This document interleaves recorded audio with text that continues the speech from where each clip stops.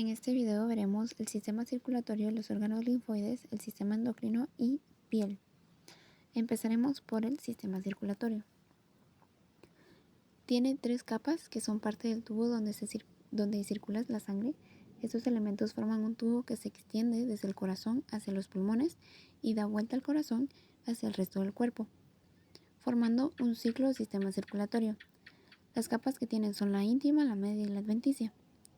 En la íntima hay endotelio, subendotelio, que esta es una capa de tejido conectivo laxo que está inmediatamente debajo de la capa endotelial. La lámina elástica interna, que esta es tejido conectivo elástico dentro de los elementos que conforman la capa íntima. La capa media es principalmente formada por músculo liso, también tiene tejido conectivo elástico o fibroso y esto permite la distinción de los vasos. Con cada uno de los latidos del corazón que lleva la presión hacia los vasos sanguíneos se distinguen, se extienden y regresan a su posición normal. También contienen una capa de tejido elástico que está agrupada en la porción externa de los vasos sanguíneos. Los vasos, que son los que reciben más presión, tendrán más tejido conectivo elástico y los vasos que reciben menos presión tendrán menos tejido conectivo elástico. Por esta razón, las arterias, que son las que dan el pulso, tienen más tejido elástico que los vasos. La adventicia es la capa más extensa, es de tejido conectivo denso que puede ser irregular y en los capilares puede ser areolar. En algunos vasos puede presentar músculo liso en distribución longitudinal. Acá observamos una arteria y una vena. Ambas tienen endotelio, tejido subendotelial. En las arterias hay elástica interna, mientras que en las venas no tienen esa capa. Ambas tienen tejido muscular y en las arterias puede presentar tejido conectivo elástico externo, mientras que en las venas no. El tejido conjuntivo está presente en todos los vasos sanguíneos de mayor calibre. La arteria elástica está inmediatamente después del corazón. Estas tienen una gran cantidad de tejido elástico y tienen mucho tejido porque reciben mucha presión del corazón. Estas tienen vasos sanguíneos, es decir, vasos de los vasos, vasa vasorum. Estas son rígidas, que son difíciles de colapsar, son de forma cilíndrica y en estas arterias tienen mecanismos que funcionan como reguladores de la presión. En el seno carotidio hay varoreceptores, que estas miden la presión directamente de eyección, y en las quimiorreceptores, que están presentes en el cuerpo carotidio, y en los aórticos reciben información en cuanto a la oxigenación y el pH que puede tener la sangre. Tiene sus tres capas. La íntima, el endotelio con cuerpos de Weibel-Palade, estas contienen el factor 8 de la coagulación. Se puede observar el citoplasma visible, en donde pueden haber elementos que ayudan al metabolismo. También hay subendotelio y una elástica interna que no se observa bien. En la media hay mucho músculo liso que puede llegar a 100 capas si la persona es muy grande.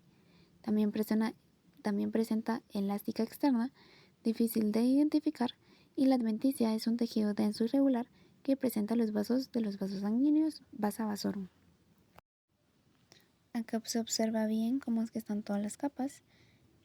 Se observa la lámina elástica interna, la lámina basal, el tejido conectivo, la túnica media y algunas otras estructuras. En la arteria muscular están presentes en todo el cuerpo. Estas tienen de 6 a 40 capas de músculo. Estas las identificamos por su capa de elástica interna bien definida o con el borde festonado. No todas tendrán elástica externa bien desarrollada. También tienen en la íntima con endotelio, subendotelio y elástica interna prominente. La media con músculo liso de 6 a 40 capas, como bien habíamos dicho, y con elástica externa prominente en las de mayor calibre. La adventicia es delgada. La región del tejido conectivo denso y regular forma más irregularidades en el borde externo y la vasa vasorum es menos visible. La arteria pequeña, en esta también están las capas íntima, media y adventicia. En la íntima la cantidad de tejido subendotelial es menor, aún hay elástica interna y encontramos de 4 a 6 capas de músculo si es arteria. Si es una arteriola, encontramos de 1 a 3 capas de músculo. Y el tejido es conectivo denso irregular. En las arteriolas ya no tienen elástica interna y la capa muscular es de 1 a 3 capas, como bien lo habíamos mencionado. La meta-arteriola es una arteriola modificada que es la última que encontramos. Esta funciona como un esfínter que regula la presión arterial. Estas tienen íntima solo con endotelio, es decir, sin subendotelio, sin elástica interna, y la media tiene de 1 a 2 capas de músculo liso, sin elástica externa. La adventicia es muy delgada y el tejido conectivo es laxo.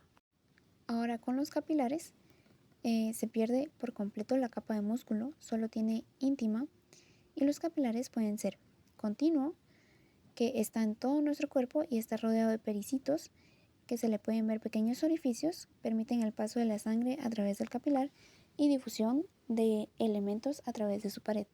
La lámina basal es de tejido conectivo, también tiene fibras como las fibras nerviosas.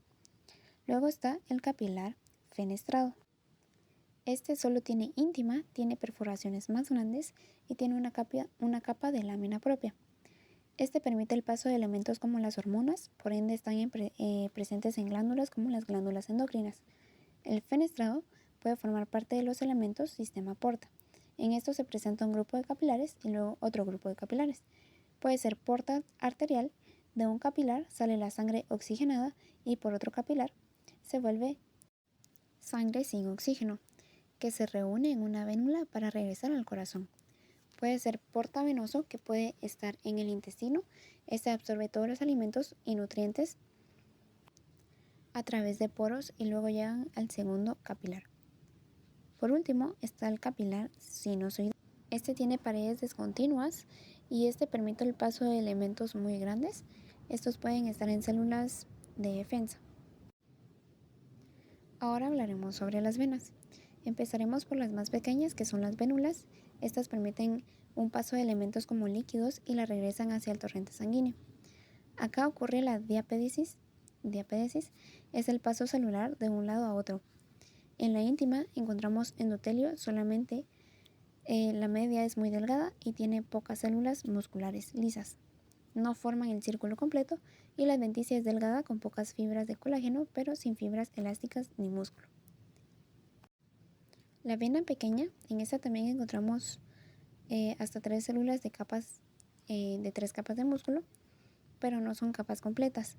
No hay fibras elásticas, pero hay válvulas que son como semilunas que están presentes en la íntima, y también hay endotelio y subendotelio, y la adventicia es delgada y es de tejido conectivo. En las venas medianas o de mediano calibre encontramos la íntima, la media y la adventicia. La adventicia comienza a presentar el músculo, es longitudinal, aunque aquí se ve circular porque así lo muestra el dibujo, pero es longitudinal y vemos solo las fibras como puntitos. La adventicia es mayor que la media. Y la vena grande, la íntima, tiene endotelio con capa subendotelial, las válvulas son grandes y pueden haber elástica interna. La media tiene capas de músculo liso, la adventicia tiene a veces más capas de músculo que la capa media. Hay tejido conectivo denso y regular con vasos sanguíneos con nervios. Los vasos son vasa vasorum y los nervios son nervio vasorum. Ahora hablaremos sobre el corazón. El endocardio tiene endotelio, que es una capa subendotelial de tejido conectivo denso regular y fibras elásticas que pueden tener tejido conectivo laxo en pequeñas cantidades. Puede tener tejido denso irregular y que puede presentar las fibras de Purkinje. Luego, el miocardio es la capa media, es músculo cardíaco y puede estar el esqueleto cardíaco, que se divide en porciones de tejido fibroso cartilaginoso. Generalmente está en el tabique central, que se observa acá en esta imagen, y en los anillos que separan las válvulas. Los músculos papilares forman las cuerdas tendinosas que agarran las valvas. En la porción de las aurículas está la región gratular, que secreta la hormona péptido auricular natriurético. Esta regula la presión arterial a través de la secreción de la orina. Acá se observa el espesor del miocardio y cómo se observan las cuerdas tendinosas. Cada una está revestida de endocardio. El epicardio está formado por células mesoteliales planas, forma la capa visceral, el corazón está rodeado de dos capas que evitan la fricción con otras paredes, latiendo así tranquilamente. El pericardio es la membrana que rodea al corazón, es tejido denso irregular o regular, revestido de células mesoteliales planas que forman la capa parietal y protegen el corazón en su porción más externa. El líquido pericárdico es el líquido que hay entre el espacio que forman las dos capas que evitan la fricción. El espacio se llama pericárdico. Cuando se acumula más líquido, el corazón no se puede dilatar de manera correcta y esto puede ocasionar problemas. En el sistema de conducción tenemos el nodo sinoauricular que recibe el impulso nervioso, es el marcapasos del corazón. Está el nodo auriculoventricular que disemina la información hacia el resto del corazón. Está el haz de His, que es la rama directa que pasa por el ventrículo en la región central. Y están las fibras de Purkinje, que extiende el mensaje al resto del corazón para organizar los latidos. Ahora con el endotelio tiene capa de células internas con función de revestimiento y función endocrina. Produce prostaciclina, óxido nítrico, endotelina y algunos otros como las lectinas. Los vasos dilatadores hacen que el músculo que está en las arterias y arteriolas se relaja y baja la presión. Los vasos constrictores aumentan la presión y aumenta el tono de la capa de músculo que está en la media. El control angiogénica, el colágeno 4 y 5, mantienen la homeostasia de este tejido. Hay elementos que controlan la homeostasia, es decir, el sangrado. Al controlar esto, hay anticoagulantes, que es mediado por la prostaciclina, también tiene coagulantes, en este caso el factor de von Willebrand, el factor tisular y la trombina.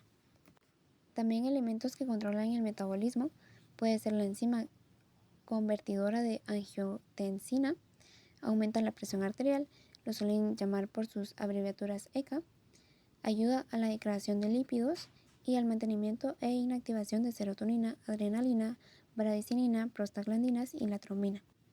Acá en estas dos imágenes observamos una arteria y una vena. La de la flecha verde sabemos que es arteria porque se ve bastante bien en la diferencia de la capa media con la capa de la adventicia. Sabemos que si la capa media es más grande, será arteria. La capa media es la que está con la raya roja, la verde es la íntima y la azul es la adventicia. Del otro lado tenemos una vena. Del otro lado también tenemos una vena que se diferencian bastante bien sus capas. La línea roja es la capa media, la azul es la adventicia y la verde es la íntima. Sabemos que la adventicia es más grande que la capa media, entonces sabemos que es una vena. Por el otro lado tenemos una arteria, creería que muscular. Se ve bastante bien la capa media y se ve más grande que la adventicia, que es la de la línea azul, y la íntima, que pues es la línea verde. Buenas tardes, buenos días o buenas noches. Yo voy a hablar de los órganos linfoides, pero primero que nada, ¿qué es un órgano linfoide? Son tejidos especializados donde maduran, se desarrollan y funcionan las células del sistema inmunitario, principalmente los linfocitos. Como bien habíamos hablado en la unidad pasada, todo lo que hacen nuestro cuerpo, el macrófago, el CPA, el linfocito CD8, CD4, el TH1, el TH2, cómo nos protege cuando nos enfermamos, cuando tenemos un virus en nuestro cuerpo o podemos evitarnos una infección. Entonces, de algo parecido vamos a hablar. Los órganos linfoides se dividen en dos, en los primarios y los secundarios. Los primarios tenemos que los capsulados, que es el timo, y el no capsulado, que es la medula ósea, que incluso también es difusa.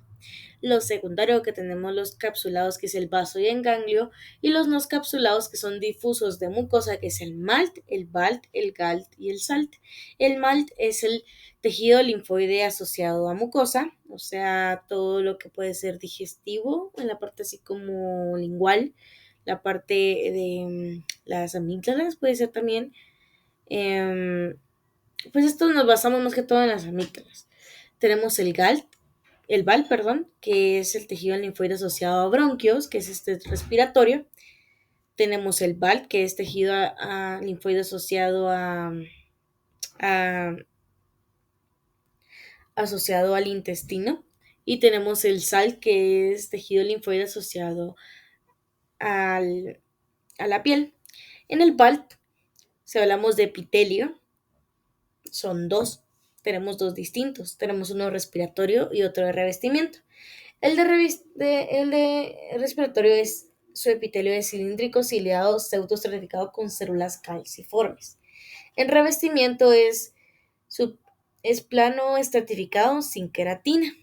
También tenemos el, el otro del GALT, que hablamos del apéndice, que es cilíndrico ciliado con microvellosidades, el único que tiene microvellosidades. Obviamente no es el único, pero en este momento solo voy a hablar. Tenemos el SALT, que es plano estratificado queratinizado, y el de amígdala lingual, que es epitelio escamoso estratificado no queratinizado. ¿Qué es un antígeno? Vamos a recordar la unidad pasada. Es cualquier sustancia que pueda activar una respuesta inmunitaria específica. Obviamente todo este proceso va a depender del tiempo y la gravedad que sea la enfermedad o el virus que vayamos a tener, ¿verdad? Ahora sí, las células de tejido linfoide. Las células de tejido linfoide se identifican por moléculas exclusivas en su superficie, llamadas moléculas de cúmulo en diferenciación, o CD. Algunos se expresan durante toda la vida la célula y otros en los momentos específicos. Se dividen en linfocitos y se dividen en células de sostén. En linfocitos tenemos los linfocitos B, el T y las de natural de killer. Y las células de sostén tenemos a los monocitos, los macrófagos, los neutrófilos, los basófilos y los eosinófilos. Los linfocitos T se diferencian en el timo de CD2, CD3, CD5, CD7 y el receptores de célula T o TCR. Los linfocitos también suelen diferenciarse o dividirse en dos, linfocitos TCD4 y los linfocitos TCD8, que uno es cooperadores y otros son los citotóxicos. Los TCD4 se dividen entre TH1 y el TH2. El TH1 son linfocitos que también están los CD8 y los natural killer, y los TH2, que son solo linfocitos B, dan inmunidad humoral, y también tenemos macrófagos en el otro, y en el otro, que es el que había mucho TH1, el TCD8, el natural de killer, los macrófagos dan inmunidad celular.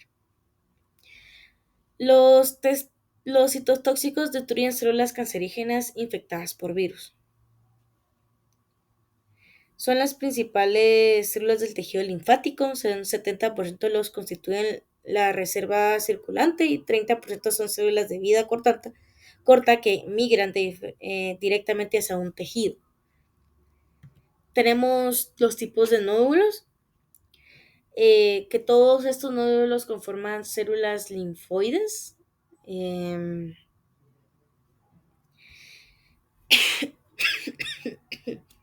La primera está llena de linfocitos, pero también cuenta presente en macrófagos, que son los de otro color que podemos observar. También tenemos los secundarios, que en esta la que los diferencia es que cuenta con un centro blanco, que es germinal, y está presente en las dendríticas. Y el terciario, que es cuando se hace una ruptura, o sea, se ve en el microscopio una ruptura o no está completamente circular, a eso se le dice tipo de nódulo terciario. Ahora sí, el timo. Se trata de una glándula bilobulada compuesta por tejidos linfoides, que desempeña un papel fundamental en el desarrollo y maduración del sistema inmunológico durante la infancia y la adolescencia. ¿Esto qué quiere decir? Que es un órgano linfoide primario, produce linfocitos T, evoluciona y se pierden el órgano es temporal, lo tenemos en la niñez y lo tenemos en la adolescencia y capacita los linfocitos. ¿A qué nos referimos con que capacita los linfocitos? Cuando hablamos de que capacita los linfocitos es que en el timo tenemos una arteria y una vena. También tenemos que está compuesto por una cápsula, tiene corteza y la médula, como bien dijimos. Una médula, perdón. Tiene cápsula, corteza y médula. La corteza está compuesta por tejido conectivo denso regulado que emite tabiques internos separados por lóbulos. La corteza es sobrepoblada de linfocitos sostenidos por red de células reticuloepiteliales y abundantes macrófagos. En la corteza es donde se encuentran los CD4 y los CD8, que son linfocitos. Estando ahí, como bien se dice que es la maduración del sistema inmunológico, los sistemas inmunológicos son los linfocitos, cuenta con células vírgenes o ingenuas. Las células vírgenes o ingenuas son los linfocitos T, que incluso se les dice que están doble positivo o doble negativo, porque aún no se han especializado en sí, se especializan ya cuando llegan a la médula más o menos. Y es donde ya se decide si se van a hacer CD8 o CD4. Tenemos que en la médula son los linfocitos ya T maduros, como ya dijimos, y están los corpúsculos de Hasal. Que los corpúsculos de Hasal son los artículos epiteliales. Pero en retículos epiteliales tenemos 6. Tenemos el primero, el segundo, el tercero, el cuarto, el quinto, y en el 6 ya se vuelve corpúsculo de Hasal. Y eso lo vemos en el recorrido que pasan todos los linfocitos hasta llegar a la médula. Tenemos al vaso, que el vaso es un órgano pequeño pero importante ubicado en la parte superior izquierda del abdomen y debajo de las costillas. Por encima del estómago, forma parte del sistema linfático, juega un papel crucial en la respuesta inmunitaria. O sea, filtra, centrifica los elementos de la sangre, separa a la sangre y los linfocitos, es capaz de ver si está envejeciendo, que es de lo que te voy a hablar en estos momentos. El vaso también es capsulado, tiene tejido conectivo denso regulado, forma trabéculas que dan forma y sostén al órgano. Tiene pulpa esplénica, que puede ser pulpa roja, que es la mayor proporción, que son de 75%. Consiste en una red de capilares, presenta los cordones de Billboard. Y tenemos pulpa blanca, que es de menor proporción, que es de 25%, con vainas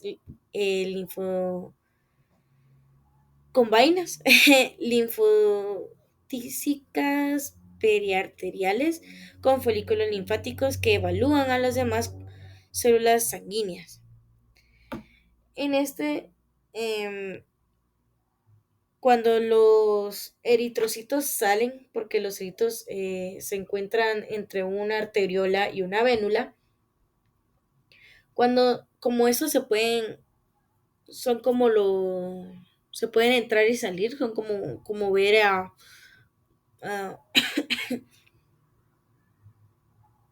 como ver a una bicapa lipídica.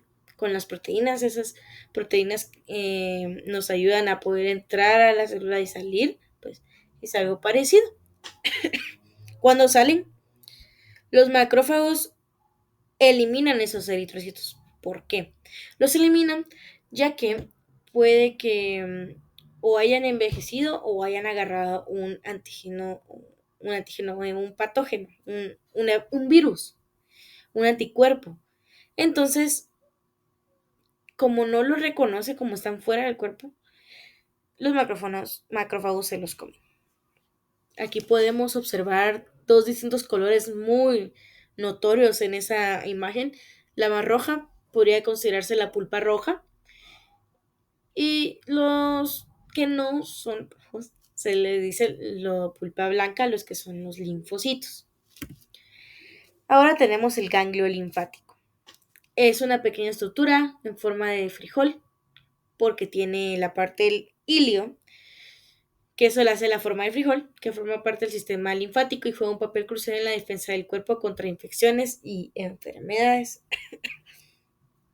Tiene cápsula, tiene corteza, tiene paracorteza, tiene médula y tiene hilio. En la cápsula, que es de tejido conectivo interrumpido por ingreso de vasos linfáticos, que esa es la parte aferente, cuando los vasos linfáticos entran. Tenemos la corteza tiene nódulos o folículos linfoides primarios y secundarios, como bien habíamos hablado en la parte en la parte de acá, los tipos de nódulos que habían. O sea, tiene el que tiene macrófagos, el que está completo, y el secundario que tiene dendríticas y tiene una en la parte centrogerminal. Ahí.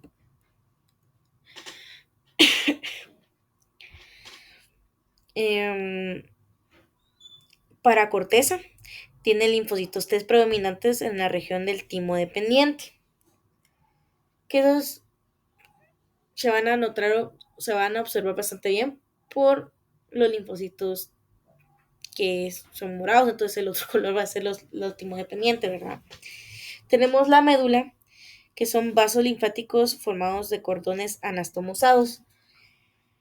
Tenemos el ilio, que entra a una arteria y sale una vena y vasos linfáticos, que esa es la parte deferente.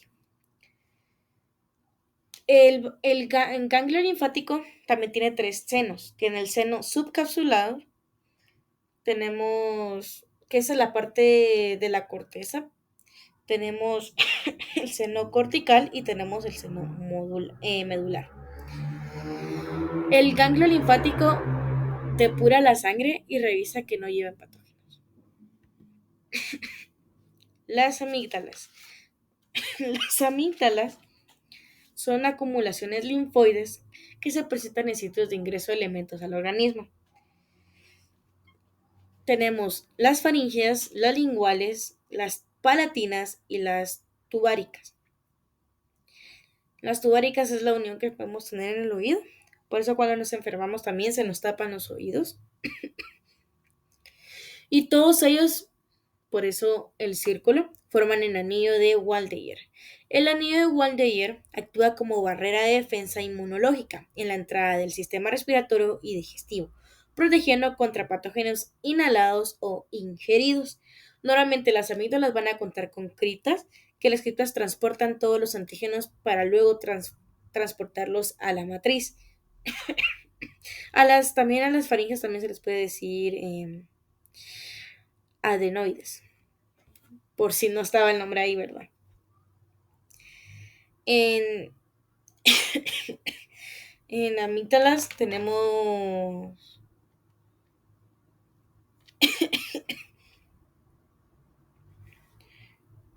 no, únicamente eso, que es nodular debajo de mucosa, eso sí.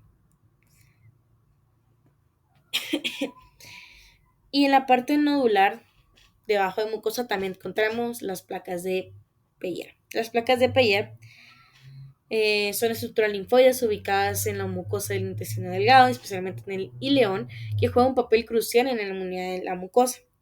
Son cúmulos linfoides en la mucosa, su mucosa de intestino, nodular debajo de mucosa. Normalmente las placas de Peyer se encuentran en el GALT.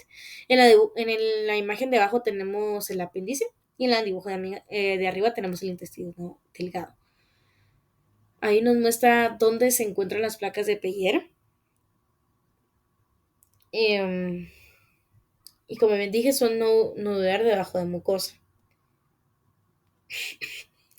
Y esto es los órganos linfoides.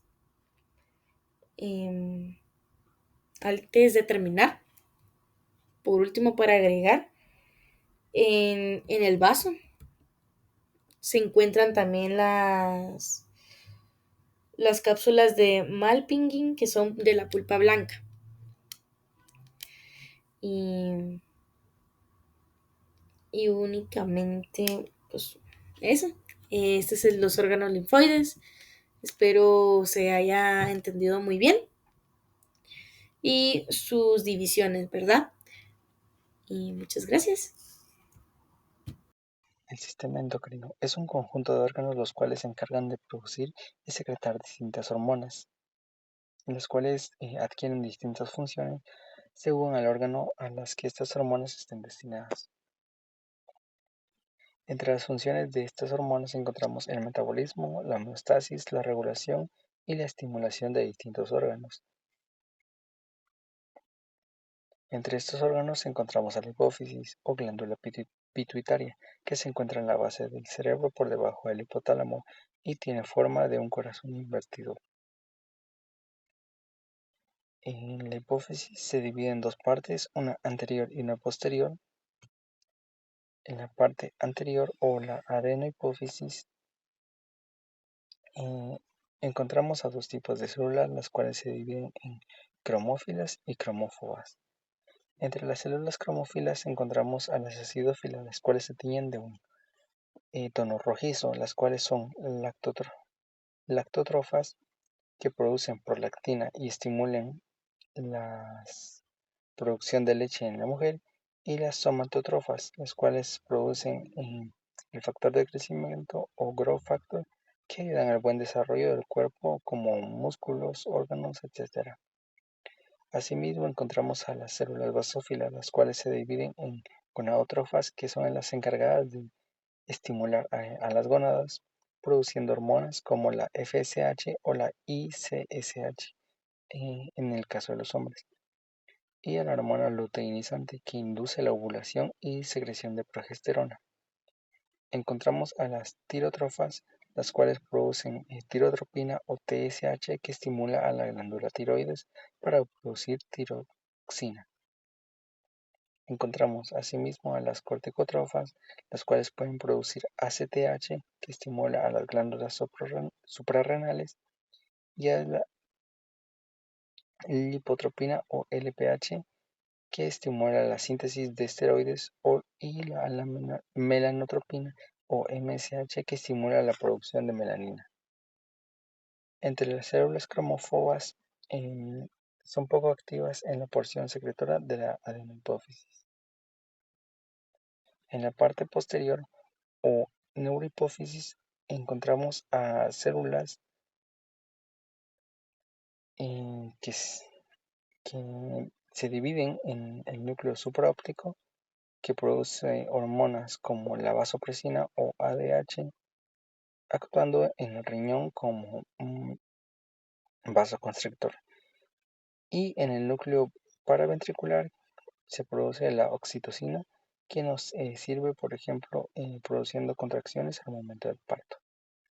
En esta porción encontramos a los pitocitos, los cuales cumplen funciones como los astrocitos, nutriendo y dando soporte a las células. Asimismo, encontramos a los cuerpos de Herring, que se describen como pequeñas vejigas que liberan hormonas hacia los vasos sanguíneos. Es importante recalcar que las células principales de la neurohipófisis eh, son son pequeñas derivaciones de axones de neuronas que vienen del encéfalo. En la epífisis encontramos que es una glándula intracraneal, la cual contiene diferentes células que son conformadas por pinealocitos, los cuales producen melatonina que nos ayudan a regular biorritmos, por ejemplo, el biorritmo para manejar la eficiencia, que son regulados para la luz y diferentes ciclos como los ciclos de la mujer. Encontramos también células intersticiales o sustentaculares, las cuales sirven de sostén similares eh, ayudando a los piñalocitos.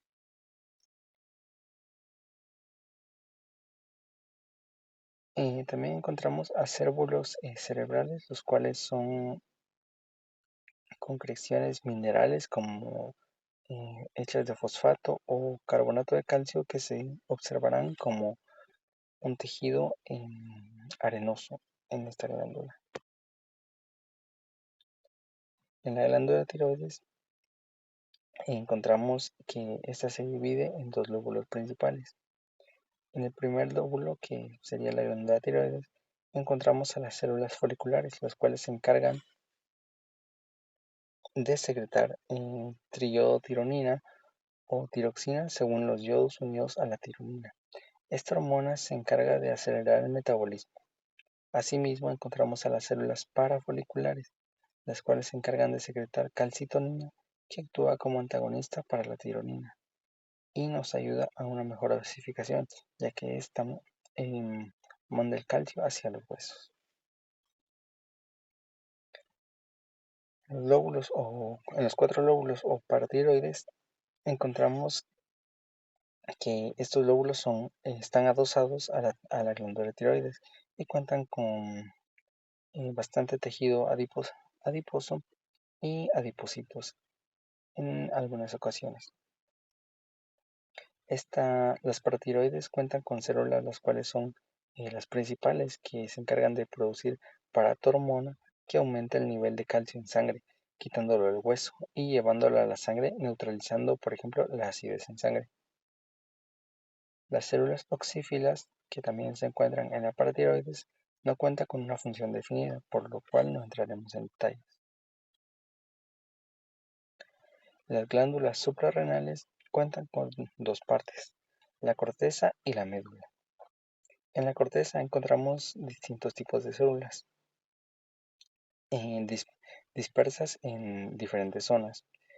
En la zona glomerular encontramos a las células mineralocorticoides, las cuales se encargan de secretar aldosterona que controla el metabolismo hídrico electrolítico, reteniendo sodio y liberando potasio. Las células progenitoras se encargan de mantener el tamaño de la corteza suprarrenal y en la zona fasciculada produce los glucocorticoides o esteroides como la hidrocortisona y la corticosterona, que controlan el anabolismo hepático y catabolismo adipósito, actuando en el músculo esquelético así como disminuyen la respuesta inflamatoria e inmune. Estas hormonas, por ejemplo, también pueden ser usadas en cirugías para evitar pues, inflamación o distintas complicaciones. En la zona reticular de las glándulas suprarrenales encontramos a células productoras de gonadocorticoides, las cuales se producen hormonas como la DHEA. En la médula de las glándulas suprarrenales encontramos las células cromafines que producen catecolaminas como adrenalina, que tiene efectos físicos, y la noradrenalina, que tiene, por ejemplo, efectos emocionales, ya podría ser como la sensación de ansiedad ante peligros. Los islotes de Langerhans son pequeños cúmulos de células que se encuentran en el páncreas y pues encontramos también diversas células que se clasifican en células alfa que se encargan de liberar glucagón liberando la glucosa en sangre y también encontramos a las células beta que son las encargadas de liberar insulina. Generalmente estas son las que ayudan a introducir la glucosa de la sangre y adentro de las células. También contamos con células delta que son las encargadas de secretar somatostatina, inhibiendo la liberación de hormonas y enzimas pancreáticas. También son encargadas de liberar la hormona péptido intestinal vasoactiva o BIP, que aumentan la glucosa en sangre y estimula la secreción exocrina. También encontramos a las células PP que se encargan de secretar polipéptido pancreático que inhibe las secreciones exocrinas pancreáticas. También tenemos en cuenta las células gamma que se encargan de secretar la gastrina o secretina, motilina o sustancia P. También tenemos en cuenta las células epsilon, que son las encargadas de secretar grelina, que es la hormona que induce la sensación del hambre. Para finalizar, nos encontramos con las gónadas o órganos reproductores, o órganos productoras de gametos como los óvulos o espermatozoides. En las gónadas encontraremos distintas células, como en el caso del testículo, las células de Leydig, que son las encargadas de la secreción de testosterona, y las células de Sertoli con activina, inhibina y hormona antimülleriana. En el caso del ovario encontramos pues también sus funciones que ya vimos, como las células de la granulosa en la teca interna, que son las encargadas de secretar estrógenos, activina e inhibina. También las células lúteas que liberan progesterona y que pues generalmente actúan en el endometrio. También encontramos secreciones en la teca externa que pues liberan hormonas precursoras de estrógenos y progesterona. Ahora veremos piel. La piel es el órgano derivado de dos capas germinativas, la más externa del ectodermo y la que da soporte viene del mesodermo. Tenemos dos tipos de piel, la piel gruesa y la piel fina. La piel gruesa está presente en donde necesitamos mayor protección contra fricción y trauma. Tenemos la piel gruesa en la planta de los pies y manos. Tiene muchos corpúsculos sensoriales. El colchón adiposo que está debajo de la piel gruesa es mayor, denso y compacto que el de la piel fina. También encontramos los dermatoglifos, que son las huellas digitales tanto de los dedos de las manos como de los pies. En la piel fina, el colchón adiposo está distribuido en la hipodermis y sirve de reserva energética. Si son mujeres, tendrán más acumulado en la región de caderas y glándulas mamarias, y si son hombres, se acumula más en la región del abdomen anterior. La piel fina puede variar de grosor. Por ejemplo, la piel fina de los párpados es más fina que la de los codos. En el resto del cuerpo, la piel será más gruesa en el lado extensor que el lado flexor. En la piel fina hay líneas de Langer, que estas son como del pliegue de las líneas de expresión. Acá los marqué como las líneas de la expresión de la sonrisa. La piel tiene muchos vasos sanguíneos. Estos sirven para enfriar la sangre y regular la temperatura. También dan un aporte extra de sangre al músculo, haciendo vasoconstricción periférica, quitando la sangre que llega a la capa papilar y reservándola para las regiones que sí son necesarias. Si hay mucho frío, la piel se pone pálida, y si hay mucho calor, la piel se ve rosada. Esto es por el control de la temperatura. Los vasos sanguíneos en la región papilar son muy absorbentes en la región venosa. Por eso es que cuando se inyectan medicamentos la acción es muy rápida, porque se absorben con rapidez y facilidad. A mayor profundidad hay vasos más grandes.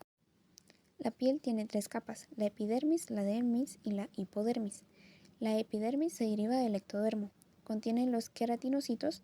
Estas células sufren transformaciones, dando varias capas, como el estrato basal, que sirven de células madres.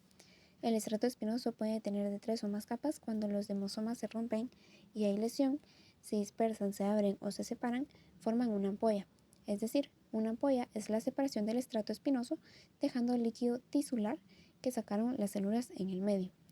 El estrato granuloso se observa la síntesis de queratohialina y queratohialidina.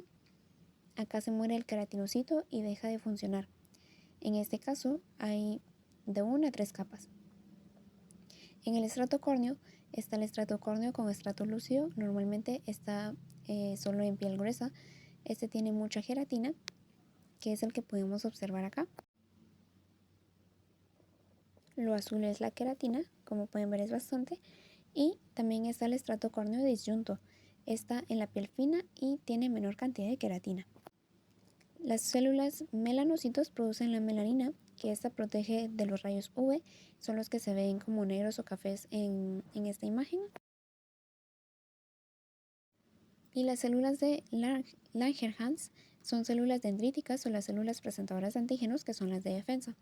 Las células eran antes un monocito que se modificó y aquí estas tienen prolongaciones. Estas determinan si algún agente patógeno ingresa a la piel.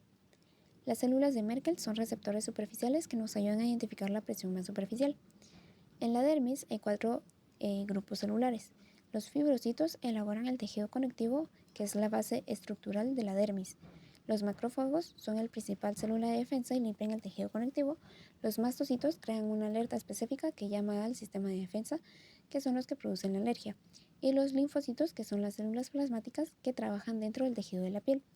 Todos están unidos formando 2 estratos de la piel, uno superficial, que es papilar. Este es de tejido conectivo areolar laxo, que contiene colágeno de varios tipos y fibras elásticas finas. Tiene variedad celular, que encontramos a los linfocitos asociados al tejido linfoideo. También hay capilares y pericitos. También la porción sensorial de los corpúsculos de Meissner, algunos de Krauss y algunos nervios libres, que estos transmiten el dolor. El estrato reticular, que es de tejido conectivo denso y regular y fibras elásticas. Hay corpúsculos de Ruffine que se asocian al calor. También podemos encontrar glándulas sudoríparas, también pilosebáceas, músculo piloelector y los corpúsculos de Pacini, que estos son los más grandes en cuanto a la percepción. La hipodermis está formada por los adipocitos. Acá podemos observar bien el estrato papilar y el estrato reticular. En los anexos de la piel están los que son glándulas y los que son de tejido queratinizado. Empezaremos por las glándulas.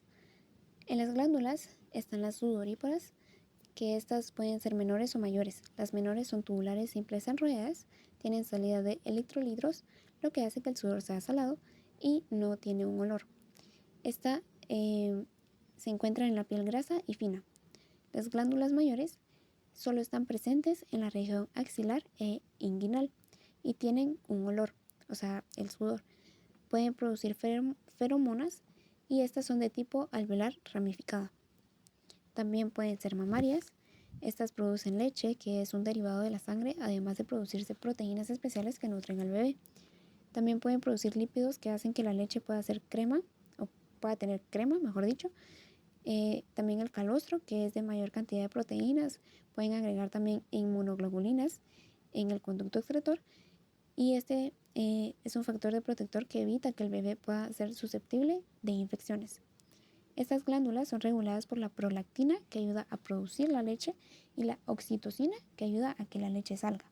Y las glándulas sebáceas pueden ser una unidad pilosebácea, que es alveolar rellena ramificada, en donde no hay pelo, nada más en el borde labial y área genital. Son los únicos lugares donde no hay pelo, en el resto sí hay. Y las ceruminosas, que están en los oídos, y las meibomium, que están en los párpados, que cuando se infectan forman el orzuelo o el escupelo. En el tejido queratinizado tenemos a las uñas, que es el epitelio se hiperqueratiniza, forma una lámina que se conoce como la uña, y el borde que se ve con gradas son el reflejo de papilas dérmicas que están debajo de ella. El lecho unguial es donde la dermis se une con la epidermis. Es la única región donde no puede quitarse. El eponiquio da un borde de células muertas que le decimos cutícula. La lúnula es un halo blanco en la base de la uña. El hiponiquio es el borde libre de la matriz unguial que se une con el borde del dedo. En la región basal hay vasos sanguíneos específicos que son delicados y dan el color rosado a las uñas. Toda la parte de la matriz unguial es el estrato córneo. Debajo de esto están los demás estratos, como el estrato basal, el espinoso, el granular, como si fuera piel normal. Toda la región de la uña protege al hueso. Ahora con el pelo, es el folículo piloso que se encuentra en la piel fina. La papila del pelo se conecta con los vasos sanguíneos y si deja de existir la arteriola que nutre esta región, encontraremos cada vez un pelo más delgado hasta desaparecer. Todas las células que se ven son queratinocitos y en la región basal están los queratinocitos y melanocitos que dan el color al pelo. El color se pierde cuando hay mucho estrés o por la edad por la enzima tirosinasa que deja de producir melanina y el pelo se vuelve blanco. Si no se le ve médula, no es pelo, es un vello. Como en este caso que nada más se ven los queratinocitos, la corteza y la cutícula. No hay médula, entonces sabemos que es un vello. El pelo sí tiene sus tres partes, que sería la médula, la corteza y la cutícula. La vaina externa es la que comunica con la piel y la vaina interna es la porción funcional del pelo. Acá se observa bien la vaina interna y externa. Y lo que está arriba es un músculo pilo elector. Tenemos también tres tipos de pelo terminal. El lanugo, que es el pelo del bebé, es más delgado que el vello. El vello, que no tiene las tres porciones como acabamos de ver, solo la cutícula y la región de la corteza. Y el pelo, que pues sí tiene sus tres porciones, la cutícula, la corteza y la médula. Si tenemos una médula más gruesa, el pelo será más grueso, como vemos en esta imagen. Si el folículo es recto, el pelo será lacio. Y si el folículo es curvo o inclinado, el pelo será ondulado o crespo. Y eso sería todo. Gracias.